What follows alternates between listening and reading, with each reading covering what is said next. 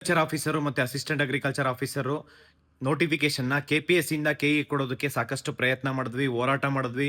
ಮತ್ತೆ ಕೃಷಿ ಸಚಿವರಾದಂತಹ ಚೆಲುವರಾಯಸ್ವಾಮಿ ಸರ್ಗೆ ಹೋಗಿ ಮನವರಿಕೆ ಮಾಡಿ KPSCಲಿ ಸಾಕಷ್ಟು ಸ್ಕ್ಯಾಮ್ ಆಗ್ತಾ ಇದೆ ಅಂತ ಹೇಳಿದ್ದಾದ್ಮೇಲೆ ಈ ಒಂದು ನೋಟಿಫಿಕೇಶನ್ನ KEಗೆ ವರ್ಗಾವಣೆ ಮಾಡಿದ್ದಾರೆ. ಅದು ಎಲ್ಲ ವಿದ್ಯಾರ್ಥಿಗಳ ಪರವಾಗಿ ಅವರಿಗೆ ಧನ್ಯವಾದ ತಿಳಿಸ್ತೀವಿ.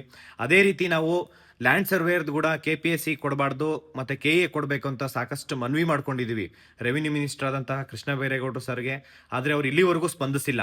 ನಾವು ಅವ್ರಿಗೆ ಅವತ್ತೇ ಹೇಳಿದ್ವಿ, ನೀವೇನಾದರೂ ಸ್ಪಂದಿಸಿಲ್ಲ, ನೀವೇನಾದರೂ ವರ್ಗಾವಣೆ ಮಾಡಿಲ್ಲ, KPSCಯಿಂದ KE ಕೊಟ್ಟಿಲ್ಲ ಅಂತಂದರೆ ನಿಮ್ಮ ವಿರುದ್ಧ ದೊಡ್ಡ ಮಟ್ಟಕ್ಕೆ ಹೋರಾಟ ಆಗುತ್ತೆ ಅಂತೇಳಿ.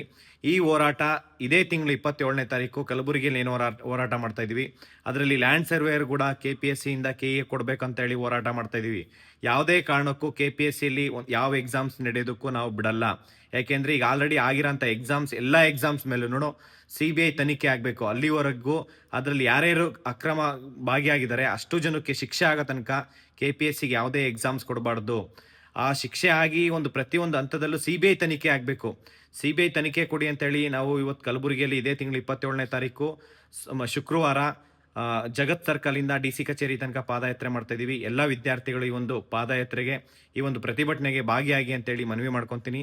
Thank you so much.